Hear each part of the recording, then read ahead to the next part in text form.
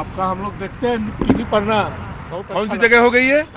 ये जगह कौन सी है? मटवारी चौक, हजारीबाग। हजारीबाग, मटवारी चौक, हजारीबाग, मटवारी चौक, हजारीबाग, मटवारी चौक, हजारीबाग। वाह, हजारीबाग आ गए। इस बार मोदी निकलेगा, हैं? मोदी निकलेगा। क्या कहते हो? जी, मोदी पर बहुत बहुत आरोप लगा है, लेकिन मोदी जैसा कोई नेता नहीं है। कांग्रेस क्या किया? कुछ नहीं किया। मोदी में खास क्या है? मोदी को बहुत सहारा दिया, गरीब को घर दिया, टॉयलेट दिया। कांग्रेस क्या दिया? कुछ नहीं दिया। कांग्रेस यहाँ तक कि लूट रहा है। तो राहुल गांधी भी तो कह रहे हैं सब हम आएंगे तो सब देंगे। कुछ नहीं, वो अभी बढ़ावा है, वो सब झांसा में है, खाली झांसा में है। अब क्या पता है, तो जो ठीक है बोल रहे हैं भैया भी है नहीं तो तुम्हारा भी, तुम तो यही है ना। ना। मोदी इतना नेता हुआ, आज तक कोई नेता झाड़ू चलाया नहीं। मोदी झाड़ू उठाया, सब नेता झाड़ू दिया। मोदी में बहुत ताकत है।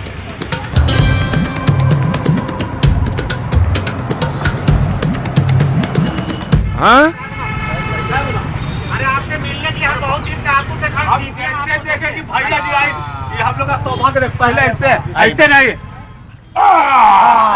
आइए। अरे क्या कहना है सर? आपका आइए चाय पिलाओ। अरे बाद में पहले नहीं, हम लोग यहाँ सत्तू पीजिए आप। सत्तू नहीं पी पाएंगे, नहीं, चाय ही पी पाएंगे बस। चाय पर जल्दी से बनाइए, फटाक से। चाय ही पी एकदम पाएंगे। First class. तो यहाँ क्या हजारीबाग में पोजीशन? हजारीबाग में पोजीशन ये है कि जो दोनों कैंडिडेट हैं इंडिया गठबंधन और एनडीए के गठबंधन के, जो पहले वाली परिस्थिति थी वो परिस्थिति अभी नहीं है। इंडिया गठबंधन का जो भी प्रत्याशी आया वो भी भाजपा से ही आए थे, वो विधायक भाजपा के थे और अभी ज्वाइन किए हैं कांग्रेस में। तो कुछ तो भाजपा के लोगों को भी साथ में लेकर आए, और जो जसवंत सिन्हा पहले भाजपा के सपोर्टर थे, भाजपा के नेता थे, भाजपा के मंत्री थे, अभी एक मतलब कांग्रेस के लिए वो लायबिलिटी तो है नहीं, वो एसेट हैं, कुछ ना कुछ फायदा ही दिलाएंगे। इसलिए लड़ाई दोनों के बीच में जबरदस्त है। और जो मनीष जायसवाल जी यहाँ के एमएलए हैं, बीजेपी वाले यहाँ के एमएलए हैं, उनका कार्यक्षेत्र जो रहा, वो कार्यक्षेत्र जो रहा, पब्लिक उसको पसंद नहीं करता है। कोयला का, बालू का व्यवसाय करना, धूलकन से पूरा, यहाँ पर आप कटकमदाग बगल में जाएंगे जहाँ पर कोयले का रेक है, वहाँ की पब्लिक जो है सारा मैंने 70% लोग वहाँ बीमार हो चुका है। यहाँ बगल में बड़का गांव है, वहाँ 70% लोग दमा से, टीबी से, मैंने इतना धूल उड़ेगा, आप भी गाड़ी से जाकर अभी भी देख सकते हैं। जबकि वहाँ कन्वेयर बेल्ट है। ये सुप्रीम कोर्ट का भी आदेश है कि कन्वेयर बेल्ट जब है तो कोयले को रोड से नहीं धोना है, ट्रांसपोर्टिंग नहीं करना है, कन्वेयर से ही धोना। लेकिन कन्वेयर रहने के बाद भी ट्रांसपोर्टिंग आज भी हाईवा से होता है और जनता के लाश पर होता है। जनता पब्लिक के लाश पर डेली एक्सीडेंट हो रहा है। आप जाके किसी से भी पूछ सकते हैं और इसकी जांच भी कर सकते हैं। पाजी, ये कोयला उसके आसपास का इलाका हजारीबाग का ये, और लोगों की प्रतिक्रियाएं हैं, चाय के साथ ही पता चलती हैं कि कहाँ पे कौन कितना है। आपका मत? सर अभी पहले जैसा नहीं है, अभी जो फाइट थोड़ा बहुत ये हो गया है। और चूंकि हजारीबाग बहुत पुराना जिला है, इसलिए कई घटनाएं घट रही है।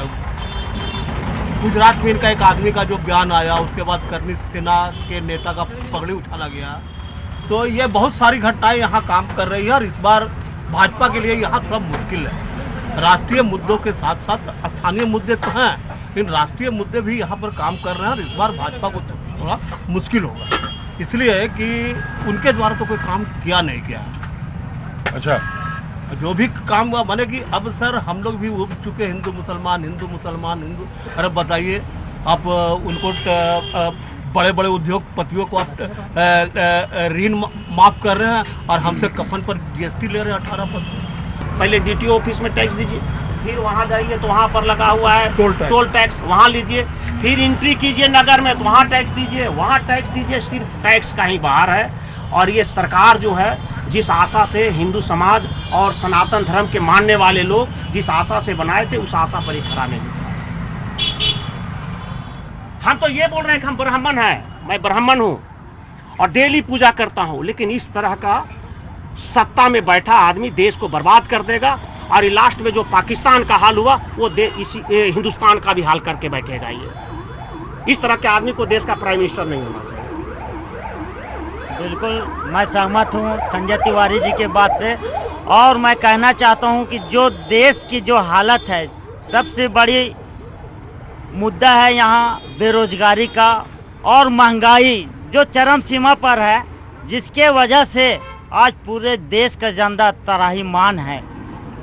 और मोदी जी का इस बार को देश में कहीं को फैक्टर नहीं है।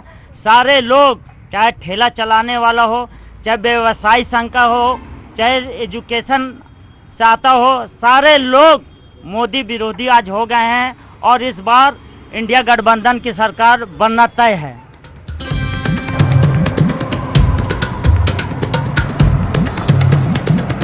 क्या है यहाँ पे सुविधा क्या है?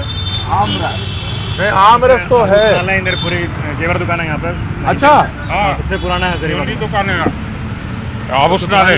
सबसे पुराना बधाई हो, बधाई हो। 1948 से ये दुकान है।